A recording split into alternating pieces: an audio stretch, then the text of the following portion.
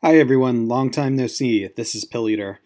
I thought I'd do this quick presentation for my friend Gaddafi Grape with regards to the Miniature Modular or the Miniature Eurorack synthesizer, and can you really do it below $1,000? The answer is no. But no, I've been able to make something under $1,000 of possibly good quality, but not really. So I really want to get into that and how we can make a little miniature modular synthesizer here, Eurorack style. So the first thing you need to do is get the Pod 40X desktop case, which is 48 HP, and it has to be powered too. You know, you don't want to bring your own power. We're not at those levels. I don't see what the purpose is, but you can get a little power brick for 15, and make sure also to get a flying bus cable so you can put up all the Euroracks inside this 48 HP box, and that's going to be the core of your entire synthesizer, this little case with the little power brick. And already we're up to 170. So what else are we going to spend on it now? What are we going to put in there? Is there something for 50? No, not really. So we're going to get the cheapest possible functional things out there. So here's what our system looks like. It's actually 5 units we have here. We have 2 Behringer, whatever you want to say, 2 HP units, and Mutable Instruments yarns. All right, and that's, again, 5 Eurorack units that we put all together. $100, $100, $100, and maybe $200. That's $600, but you could get them secondhand. But really, what we're looking at here is these are about 11 utilities. For the Behringer 110, we have already an oscillator, a filter, a tiny filter, a VCA, and then for the 2 HP, we're going to have the envelope generator with the attack, decay, sustain, release there. We also have another Chinese Behringer for a phase shifter, audio delay, a tiny LFO, and a gate delay. That's cool. And then another 2 HP reverb. Nice. And then the Mutable Instruments yarns, it's kind of one instrument, but I say it's 2 because we have the step sequencer here.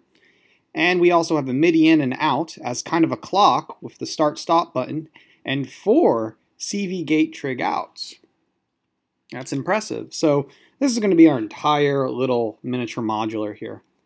So again, going over why I chose this, why I chose the Behringer System 110 is because for just $100, you have 3 functions. Roland has the System 500 reissue, and they do the same thing, but they're asking for $400, but here's a mere $100, right?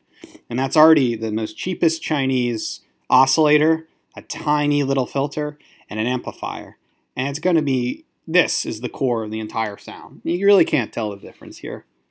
And of course, Behringer does make a envelope generator, but we're going to use the 2 HP. It's about $80, $100 just for this small, but you're paying for the size, how small it is. And that's what's going to control the VCO. And here, you know, this could be where the envelope is, but we want more effects. We want the pitch shifter, you want the audio delay, and the teeny LFO. It's going to be, this is a monophonic little sound. That's it. It's just one noise that's going to be sequenced with effects on it. Maybe a phase shifter and a delay. And importantly, a 2 HP reverb.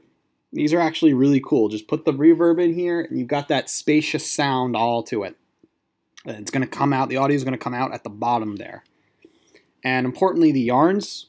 I like the yarns. As I said, it's a step sequencer, MIDI to CV gate outputs, which I think is amazing. And technically you could do 4 tracks here, but we're going to take 1 CV gate and put it into and just do a little monophonic 16, 32 step, 64 step, whatever, a little sound. And there you got it. Boop, boop, boop, boop, boop, boop, right? So in a way, they do make smaller yarns. They make the Michigan 1 clone. And I guess you can put more in here for another 4 HP, but I like this wide unit because it does remind me of the Roland MC4 from a long time ago, 70s. And in the back or in the front, you already have those gate trigger outs right there, and you just had to work it on a calculator there and just work with it. And here we are in 2022. So Patching. How do we patch? How do we make the noise from it? Now that we know what the miniature modular is, what do we do? What do we do? Well, looking back at the unit, the first thing we want to do is see if it makes noise. So by taking a cable out from the VCA, you just get that one oscillator, ooh, just that pulse, right? Well, we don't want that. Well, we want some reverb in there. So we take the VCA out and put it in the reverb, and then it's woo with a little echo. So it's still nothing, right? So even if we put in a little audio delay in there, it's still just going to be woo, woo, woo, woo, woo, woo, just some delays in there, so it doesn't matter, right? So let's sequence it. Again, a little sequencer there with the start and stop button. CV goes in the VCO, the gate into the envelope. And that's great. Now we have the starting touches there. Now, of course, we're going to take that little envelope out and put it into the filter, and then, this is the fun part, the VCA goes out into, we're going to give it some delay and the reverb, and the audio goes out. So once I get that 16 steps there, I'm getting delay and reverb and the little ADSR going, like if I put the attack guy up, it's going to sound like a violin. Put the release out, it's going to boop, boop, boop, boop, boop, boop, boop, boop, boop, boop, you know, over and over again. And that's our basic instrument. Really cool, right? And again, it's all just about pressing that start button because the Yarns is like a clock. It really is cool. A little MC4 SH101 step sequencer of sorts. So, yeah, I mean, we can also add in there the LFO and have the LFO come out. And the LFO is kind of like a little automation there. So you can put that into the oscillator so it could go whoa, whoa, whoa, whoa, whoa, whoa, kind of like a duck. You know, or we could take the other LFO and put it through the filter so it automates the opening and out with the filter going,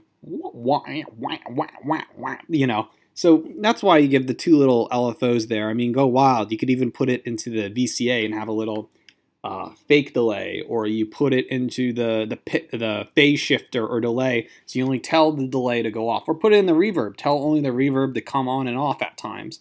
That's what the LFO really is for. It's just to automate all that stuff. So again, what if we just wanted to put a phase shifter with that audio delay into the reverb, and the LFO is controlling the filter and the VCO, so it's going whoa, whoa, whoa, whoa, whoa, whoa, whoa, whoa, whoa, whoa, whoa, whoa, whoa, you know. And so already with 5 units, we got some really cool monophonic step sequencing with effects going on. So again, this is all really $800, I guess. I mean, there's 400 there, Yarn 600, the pod 150, about 750, 780. And then you have to ask yourself, like, okay, if I'm going to put 800 down to make this little miniature modular, couldn't I just buy a Korg MS-20 MIDI or like or another like cool synthesizer, or even like a Dave Smith Mofo of a decade ago? Yes, you can.